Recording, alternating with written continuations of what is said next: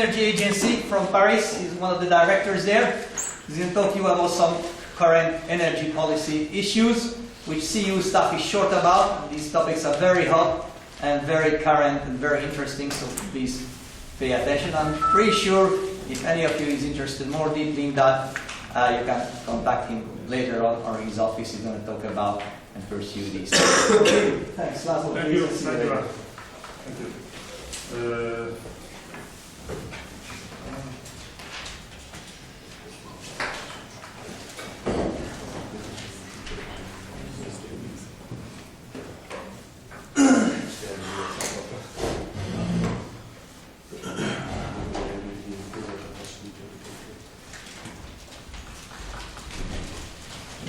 Might take some time to open this.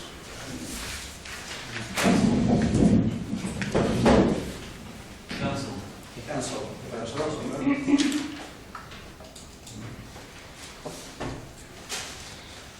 It works. Wow. Wow. All right.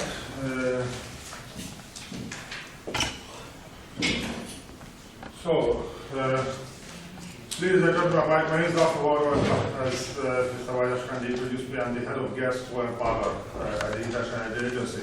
And I'm going to talk about the economics and policy challenges of decarbonizing the electricity sector, which is a very broad subject.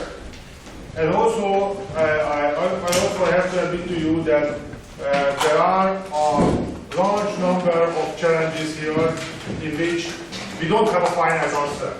So this is not like a chapter.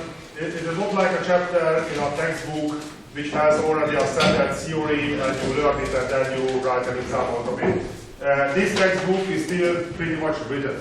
There are still very serious unanswered questions, which should be a good news for you.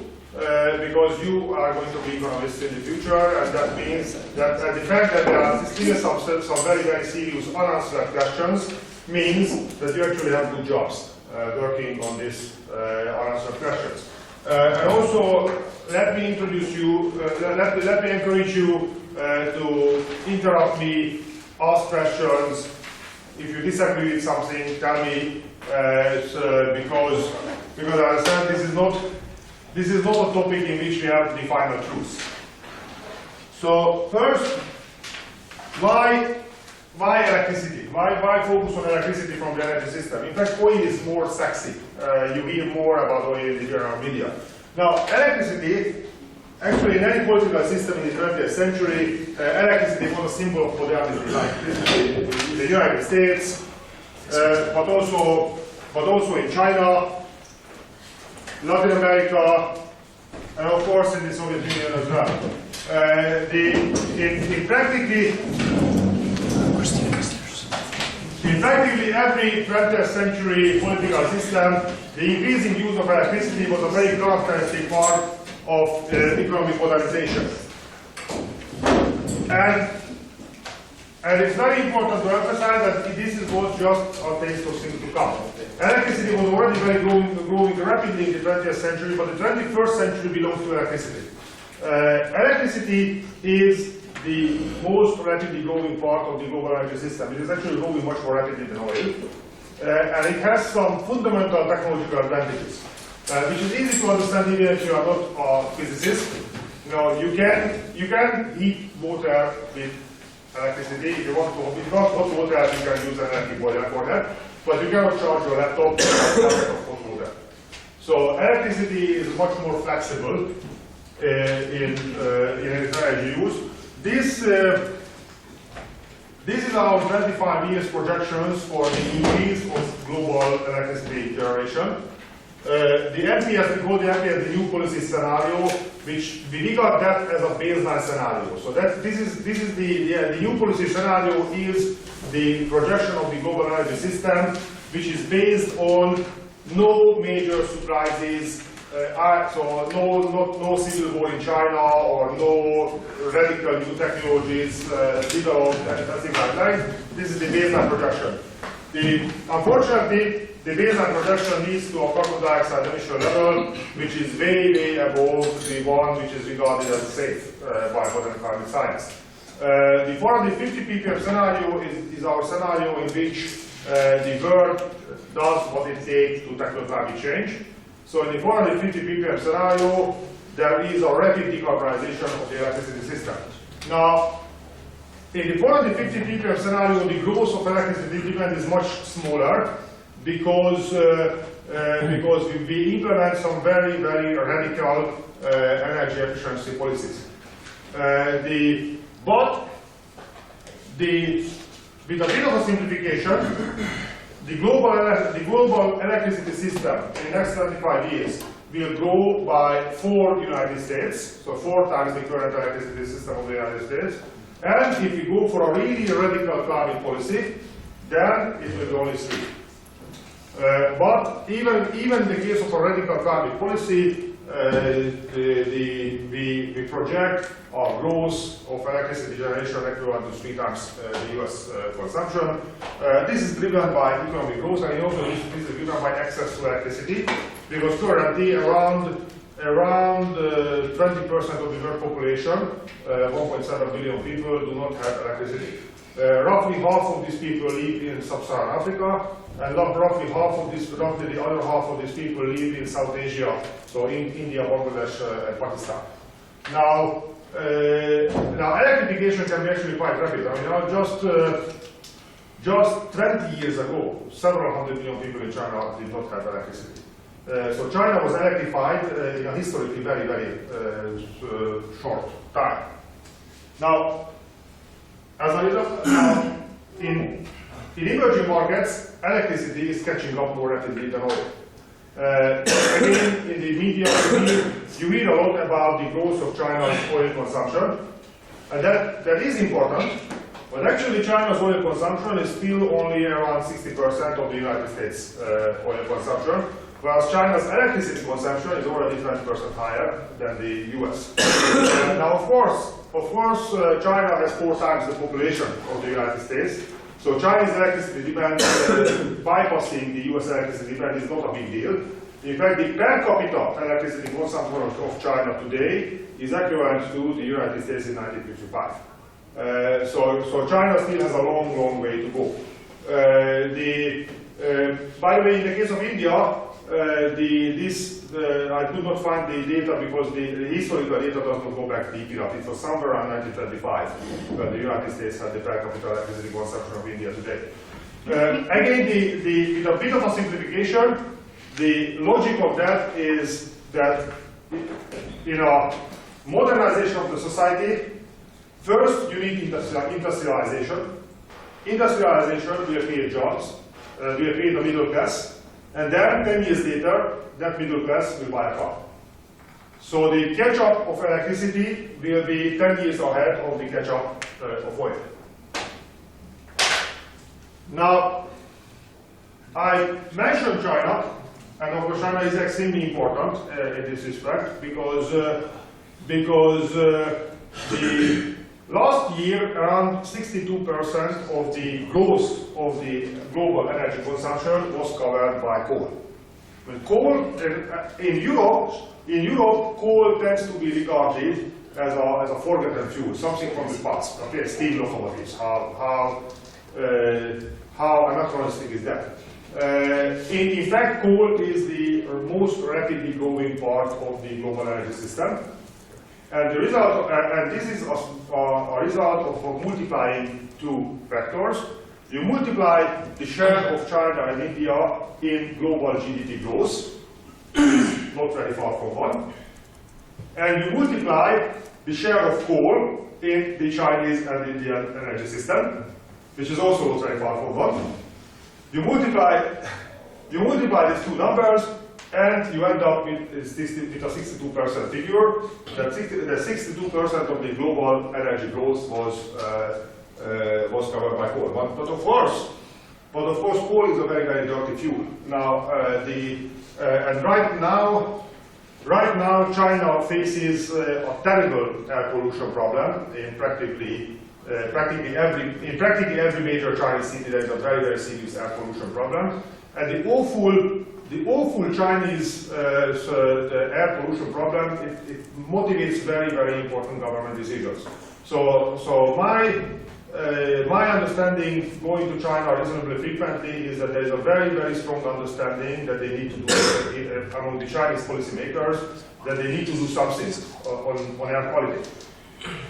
So what China is doing right now is, if you take the Chinese investments in wind power, the biggest effort to increase wind power in any Western country was Germany between 2000 and 2005. The current Chinese investment wave in wind power is 9 times that. If you fly, let's say, if you fly from Moscow to Beijing, you will fly through Mongolia and then to the Chinese province of Inner Mongolia. And then, if the weather is nice, then you can spend an hour in the airplane looking windmills. Actually, they are not producing electricity because the electricity transmission was not yet built, but the windmills are already there.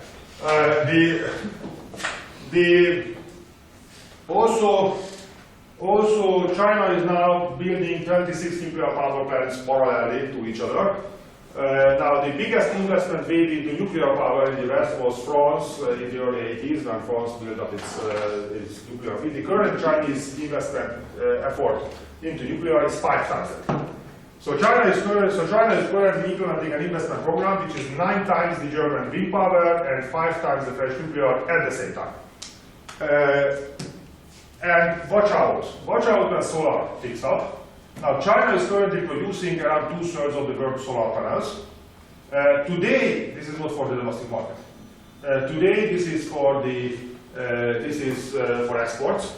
But I actually believe that we are not far away from solar picking up domestically in China. And if they make a decision that solar would be a good idea, then the sky will be clear. Now, the really bad news is that if I add together everything that they do on nuclear power and everything that they do on wind power, that is around 3% of China's coal consumption.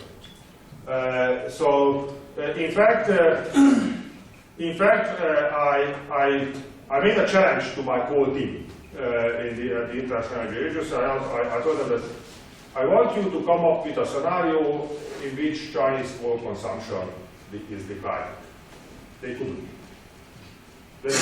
Even when we assumed a really nasty hard landing from a macroeconomic point of view, it's very difficult to put together a credible scenario in which Chinese coal consumption is declining. So another big effort will be needed. Now in India had this summer the biggest blackouts in the history of the world. 630 million people remained without electricity in all of northern India. The entire system collapsed. Now India simply does not have enough power generation, full stop. I mean, Canada consumes roughly 2/3 as much electricity than India. So India has the electricity consumption which is roughly 1.5 times Canada. Okay. India has 25 times the population of Canada. So they simply have absolutely inadequate power generation capacity. If I take, let's say, all the power plants under development in India and I assume that all of them being built, that will still be less than half of the US power generation capacity per million people in the 1950s. So our projections suggest that India will need to invest roughly $1,000 billion in power plants in order to get the power generation capacity, enough power plants, which will provide a decent electricity supply to the 1.2 billion people. By the way, in the past 20 years, China did invest around $1,000 billion in building new power plants. So there are historical examples for that. On the other hand, whether energy policy in India will be able to mobilize these very large investments, that remains to be seen. Now given the very large share of the Asian emerging countries and the very large share of coal, you shouldn't be surprised that electricity is the key battlefield of climate policy. In fact, the coal-fired power plants in the world emit more carbon dioxide than the entire transportation sector. So all the cars, all the airplanes, all the trucks in the world together emit less carbon dioxide than the coal-fired power plants that we have. And gas-fired power plants are less carbon intensive, they emit less carbon dioxide than coal. But even the gas-fired power plants in the world emit more carbon than all the residential buildings for the 7 billion people in the world. So electricity is an extremely large emission source. On the other, so any reasonable scenario which shows how to tackle climate change starts with the electricity sector, because it's a very large electricity source on one hand, and on the other hand, if we had low carbon electricity, that would solve an awful lot of problems. If we had a cheap supply of low carbon electricity, we don't, but if we had, then you could have electric cars in the transportation sector. You could heat houses with electricity. You could solve a lot of problems in the other parts of the energy system as well. Now the tough news is that we are going exactly the wrong direction. So the decarbonization of electricity would mean that the amount of carbon dioxide that you emit to generate 1 kilowatt-hour of electricity should go down. In fact, in this chart, this is kilograms of carbon dioxide per megawatt-hour of electricity. The target should be somewhere around 50. We started in 1992, the Rio Summit Sustainable Development Partner. We started at 460. We should go down to 50. Instead, we are over 500 today. So it's going exactly the wrong direction. And the reason for this is this concentration of electricity-dependent growth in the large Asian countries where electricity is generated from coal. Well, last year, the increase of coal-fired power generation in China, in 1 year, the increase was more than the entire solar power and wind power production of the European Union by a big margin. So we need to turn around a really bad trend. Now natural gas, I would like to mention that it has a lower carbon intensity than coal. Natural gas is a big help. In fact, today the country where carbon dioxide emissions are falling the most rapidly is the United States. US carbon dioxide emissions are actually falling more rapidly than President Obama's Copenhagen pledge. And the United States will be in a position in the next climate summit to lecture the Europeans that Europe should really do something finally about climate change. And the reason for this is natural gas. Now, again, without going into the technical details, if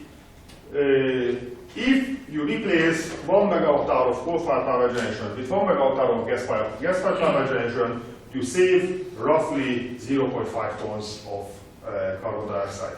Importantly, if you replace coal-fired power generation with gas-fired power generation, you actually save more carbon dioxide than when you replace gas-fired power generation with solar power.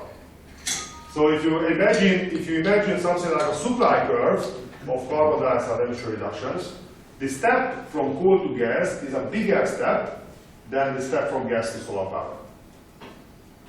Now, why this rapid shift from coal to gas could take place in the United States?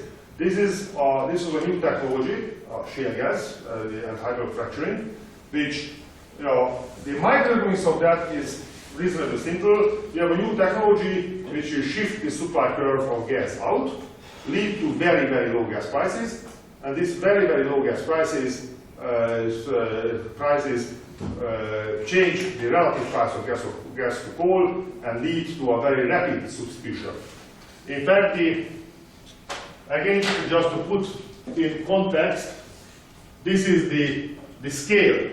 The scale is in terawatt hours, and the coal to gas switch that took place already is around 300 terawatt hours. We project that in the next 5 years it will be another 300 terawatt hours. Now 300 terawatt hours, that's roughly the entire electricity consumption of the United Kingdom. Okay, so it's a decent medium-sized European country. That's the amount of electricity that is now generated from gas rather than generated from coal. Now, there are two bad news. One is that gas alone is not enough. You have to go down deeper than what you can achieve with gas. The second bad news is that, of course, not many regions in the world have as cheap gas as the United States. In Europe, the situation is exactly the opposite. In Europe, actually, coal-fired power generation is increasing in Europe and gas-fired power generation is declining. Now, again, that's a very beautiful microeconomics case study, because what is happening is a direct consequence of the changes in the United States. Because in the United States, the relative price of coal to gas switched. Gas became much more competitive and coal demand is declining, but that coal does not disappear. To export gas, you need liquefaction facilities. You have to put the gas to a ship in liquefied form. That requires cooling down the gas to minus 170 degrees. That's a capital-intensive, energy-intensive, very expensive process, and you need 5 years to build up the export facilities. For coal, you can dump it on any freight cargo ship. So as US coal demand domestically was declining, but coal did not disappear, US coal exports continuously increased. That coal is flowing to Europe. Right now, coal is cheaper in Europe than in China. China is the largest coal producer in the world by far. In Europe, coal is actually much cheaper because of this flood of cheap coal exports from the United States. That coal in the European market meets the expensive gas, because Europe does not yet have shale gas production. It might not have in the future either, but certainly doesn't have today. So basically the prices are determined by awfully expensive Russian gas. And that awfully expensive Russian gas is just hopelessly uncompetitive compared to this cheap American coal. So Europe is the region. So if you take the major regions in the world economy, how coal is doing. Now, of course, coal is growing rapidly in China, but Europe is the second fastest coal demand growth in the world just after China. This is in the 20th years of European climate policy. In fact, this is the current European market situation on the forward market. So this is how your costs evolving if you burn coal. This is the green is how your cost evolving if you burn gas, and the blue is the price of electricity in the European market. And as you can see, if you operate a gas-fired power plant currently in Europe and you burn Russian gas, it's not even a risk. There's an exactly 100% probability that you lose your money. You can't even give it to a charity. Whereas burning coal is a cash machine, because you have a large margin between the electricity price and the coal price.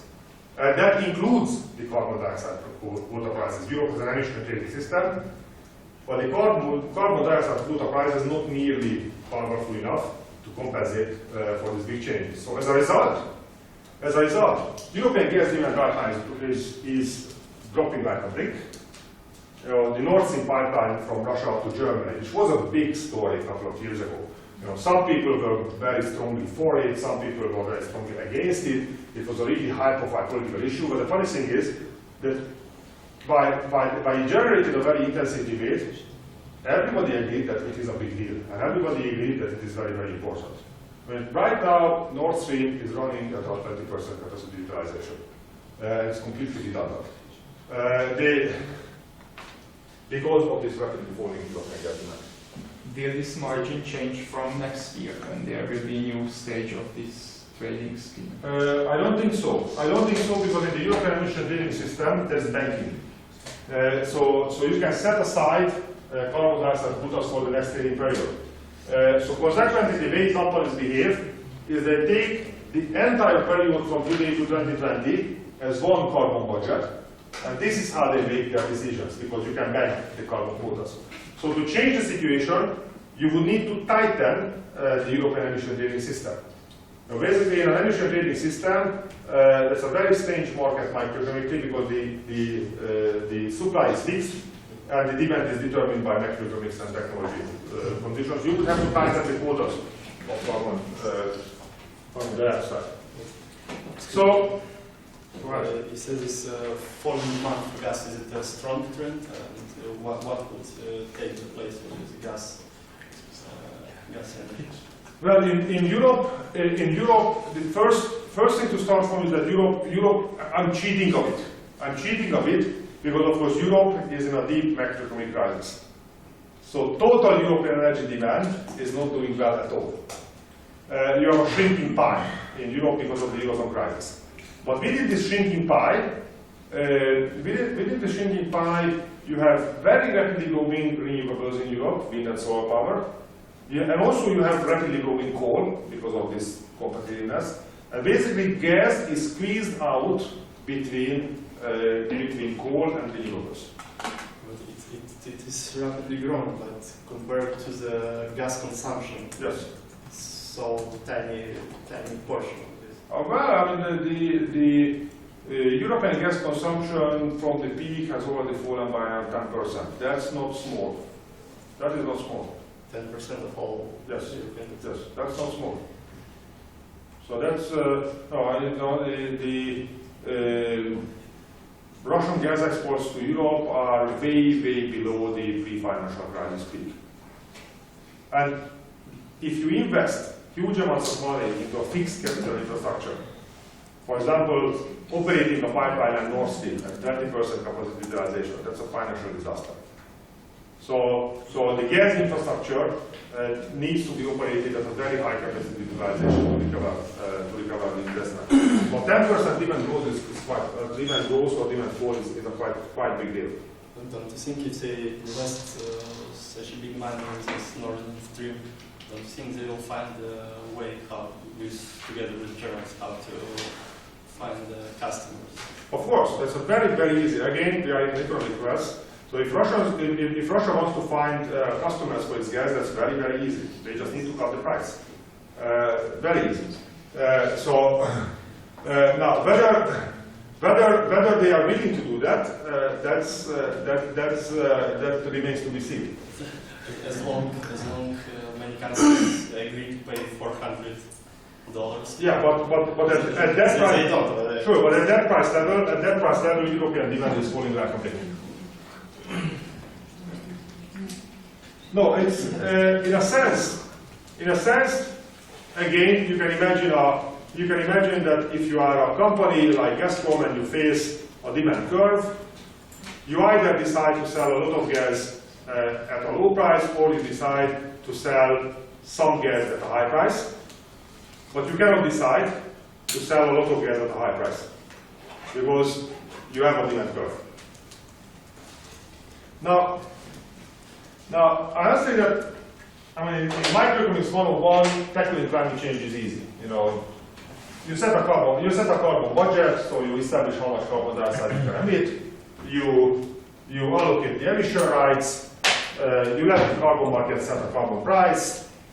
The carbon price will drive the economy towards an optimal emission reduction pattern, and we're done.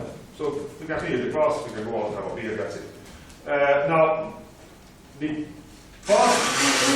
past 10 years of the European emissions trading system shows that the reality is much more complicated than that. Now, the emission trading was introduced to correct for market failure, the externality of carbon dioxide emissions, but the emission trading system itself is riddled with failure. So there are some real-life complications.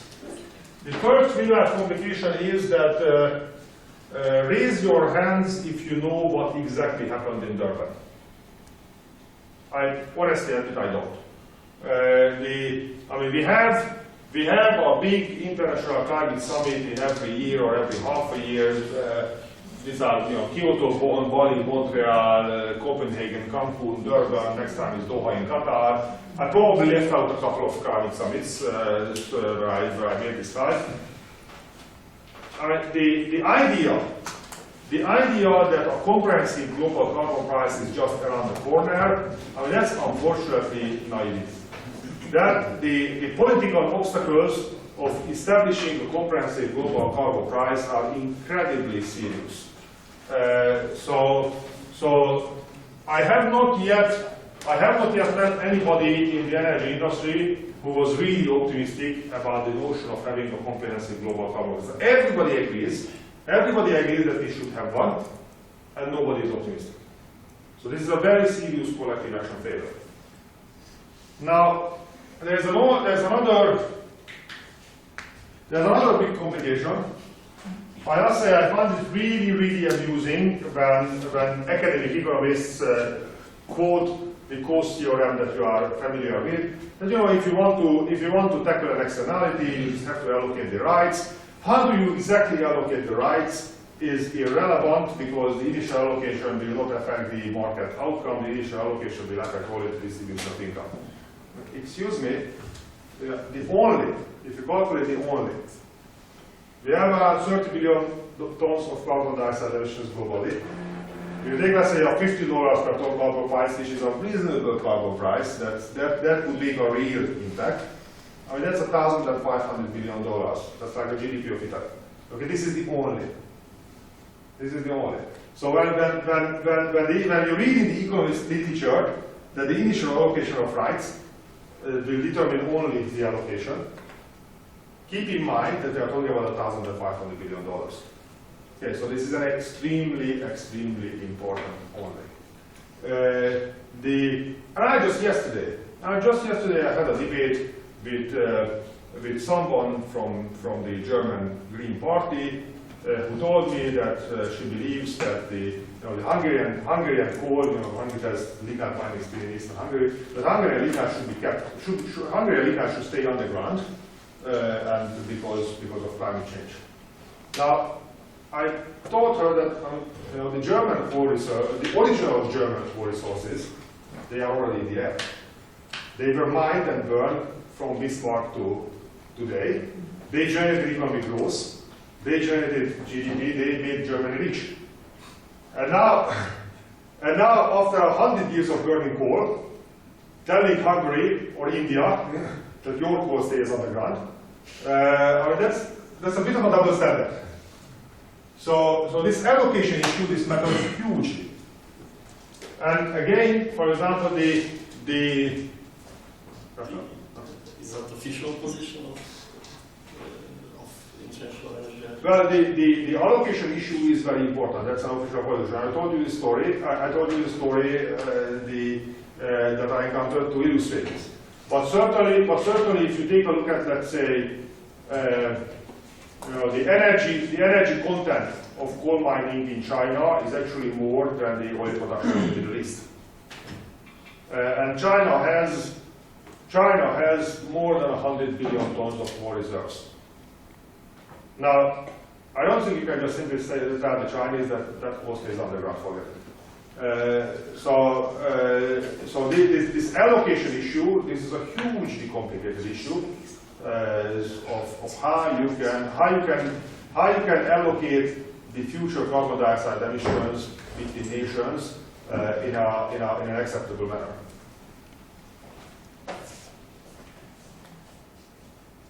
Now, I already mentioned the story of the US coal export. So that's the other big complication, which I already mentioned, is that with emission trading, you have a market where you fix supply decades in advance. I mean, the European emission trading system, the number of total quotas is completely fixed until 2020, and even beyond 2020, there is already an algorithm which calculates how much carbon dioxide emissions will be allowed in a future year. So you fix supply completely. Consequently, any change in demand will trigger a big jump in prices up or down. Now, what can change the demand for carbon quotas? Well, technology. For example, we have seen shale gas in the United States, or we have seen the rapid improvement in solar power technology. Solar power is now cost 1/3 of what it did 5 years ago. So you have technology shocks, and you also have macroeconomic shocks like the Eurozone crisis. The GDP goes down, energy demand goes down, Consequently, companies will need to buy less carbon dioxide quotas, so the demand will go down as well. So right now, the European carbon dioxide emission trading system is crashing. Prices are at a rock bottom level, and this is a combination of a technology shock, mainly cheap solar power and cheaper wind power, and also a macroeconomic shock, the Eurozone crisis. So now you could have shocks in the opposite direction as well. But what is the key point here? That with an emission trading system, you will have an inherent price volatility. Now there's a lot of discussion about the emission trading system in Europe, aimed at stabilizing the emission trading system or something like that. I must say this is a misunderstanding of microeconomics, because the design of the system is such that price volatility is inherent in the design. Now why price volatility is a problem? It is a problem because low carbon energy sources, solar power, wind power, nuclear power, are very, very capital intensive. So the competitiveness of low carbon energy sources compared to gas, for example, is critically dependent from the cost of capital. Now, of course, price volatility will increase the cost of capital because it can generate financial risk. And increasing cost of capital hits the low carbon sources big time. So the economic cost of deploying low carbon energy sources needs a low cost of capital. Again, the cost of capital is very beautifully seen in the fact actually solar power in Germany right now is cheaper than in Italy, because due to the Eurozone crisis, the Italian banking system is strained, interest rates are much higher, and the higher cost of capital in Italy has a more powerful impact on the economics of solar power than the better sunshine. So it matters. So this volatility matters a lot. Now, ideally, we like to contribute. We like to implement the carbon price, yes, but the carbon price is really powerful here in the middle. So, for example, the carbon price is a very, very effective tool to influence the operations of conventional power plants. So burning more gas, burning less coal. No wonder that actually Gazprom is heavily promoting the idea that Europe should have a more ambitious climate target and a higher carbon price. It's really good to see how Gazprom is committed towards tackling climate change. And the fact that with a higher carbon price, Russian gas will be more competitive, surely that's just a coincidence. So the carbon price is very effective here, especially the competition between coal and gas. But here, when the abatement curve gets really, really steep, so you go to things like offshore wind, you go to things like concentrated solar power, the big solar plants in the desert.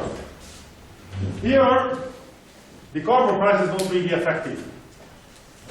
Because this technology still face very serious technological risks. And if you have a lot of technological risk, you have a high cost of capital, and consequently a future carbon price will be discounted heavily and the net present value will be lower. This is the problem with nuclear power as well. Nuclear is a low carbon energy source, but I actually don't believe that the carbon price is a really effective tool to promote nuclear power, because it takes 10 years to build a nuclear power plant, and then you operate it for 50. Consequently, if you launch a nuclear power project today, you will need to recover the investment between, let's say, 2025 and 2065. So you would need to calculate the net present value of an expected carbon price between 2025 and 2065.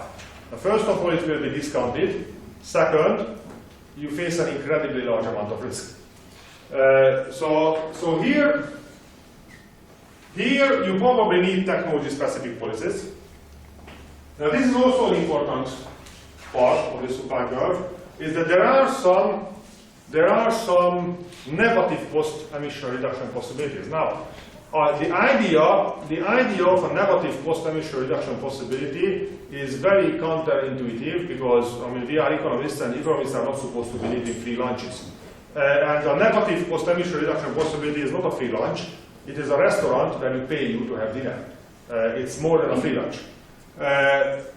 So the only possible reason for that is stupidity. But believe me, there is a lot of stupidity in the global energy system.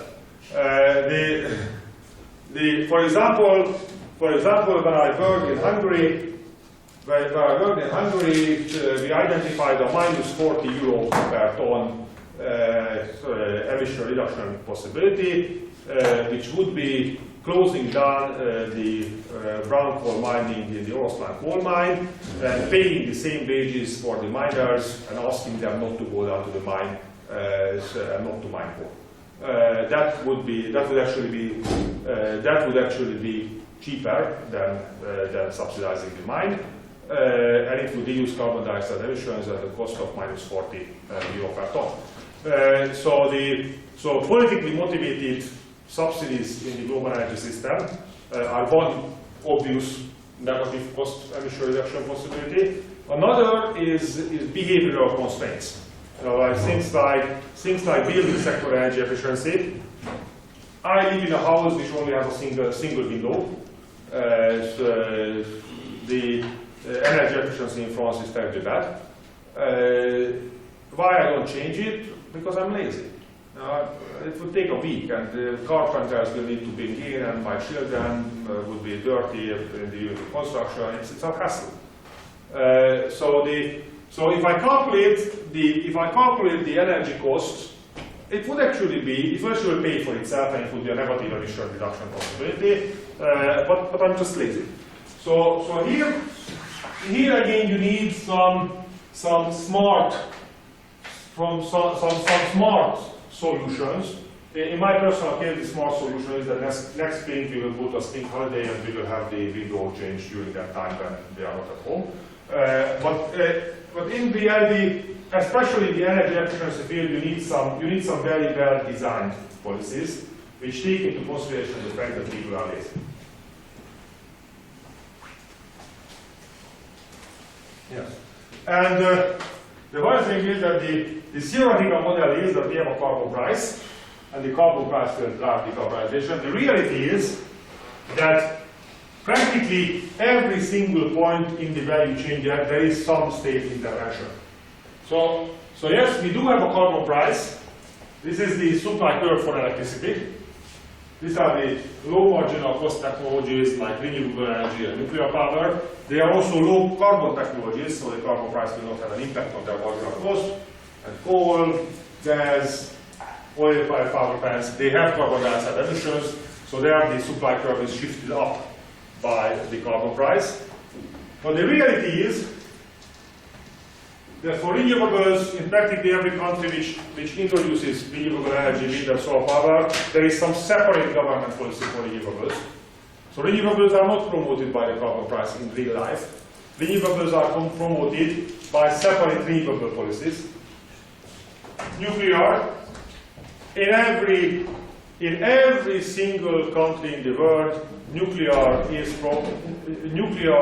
a high-level government policy. So countries who build nuclear power are the ones which have strong central governments who can make things happen.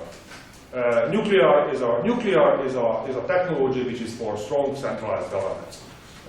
So no wonder that if you take the countries where nuclear power plays an important role, they are France, they are Russia, they are China, South Korea, and so on. And here you also have demand response policies, smart grid policies, and so on.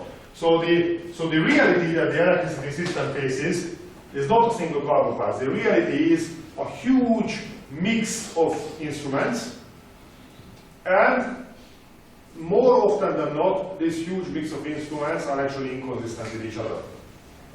So So you have an introduction of an energy efficiency target. Sometimes, in some cases, you have an energy efficiency target, a renewable target, you develop nuclear and so on, and simply the numbers in the targets don't add up.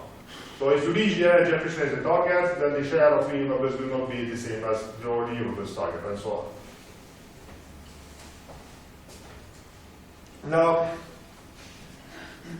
Now the best way to illustrate the progress for decarbonization is the Russian folk art, because in reality it's a troika, so we need 3 horses to pull the sled. But unfortunately, 2 of the horses are not pulling, and only one is pulling. Now, I have not yet mentioned one of the horses, the carbon capture and storage technology. This is actually a very effective idea. Now, a country like China has huge quantities of coal. That's their domestic natural resource. They want to use it. In theory, you burn the coal. You don't let the carbon dioxide go to the air, but instead you capture it and you put it underground. So the idea is that instead of sending the carbon dioxide out, you send the carbon dioxide down, and then it will stay for a couple of million years. Now, if this technology was applied in a large scale at a reasonable cost, then the electricity system would not face any operational challenges, because then we could use essentially the same power generation technologies, and the same technological paradigm could operate further. Now, unfortunately, if you take a quick search of how carbon capture and storage is progressing, then what you will find is every single carbon capture and storage project in planet Earth is delayed, cancelled, delayed.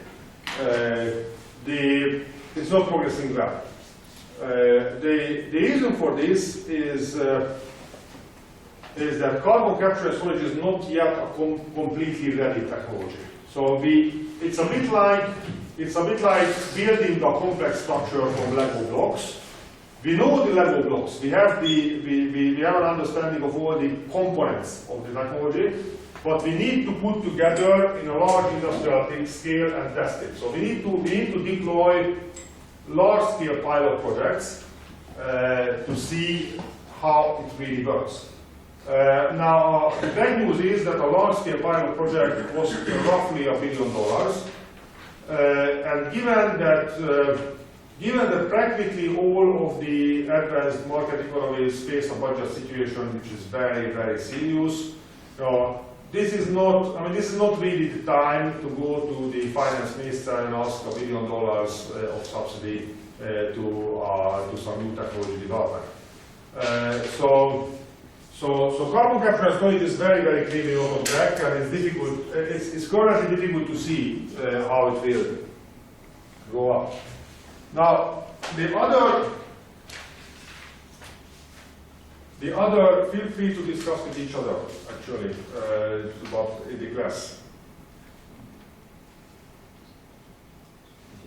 So the other big source of low carbon electricity is nuclear power.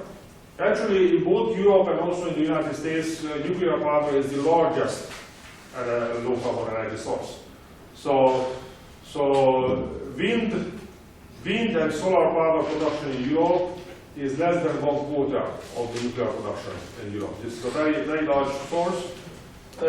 It could play an important role, but for nuclear power to play the role that we project, so to have nuclear power as a horse which is properly pulling our sled, for that you would need global nuclear capacity to more than double in the next 25 years, and that is equivalent to roughly 100 nuclear power plant projects under development at any given time in the next 25 years. Now I must say that's pushing my imagination. We were in a reasonable track before Fukushima. Can I ask you, it's mentioned that They need actually 100 project, but who will finance? No, that's the big question for nuclear. That's absolutely right. No, we need much more than 100 projects. Basically, the amount of nuclear investment that in order to reach the nuclear targets, what we project as a role of nuclear power, you would need some 300 or 400 nuclear power plants. And if you calculate how long does it take to build a nuclear power plant, that's roughly equivalent to 100 projects under construction in any given time in the next 25 years. Now, as I said before, Fukushima, it was progressing reasonably. So there were 26 projects under construction in China, 10 under construction in Russia, 6 or 7 in India, 5 in South Korea.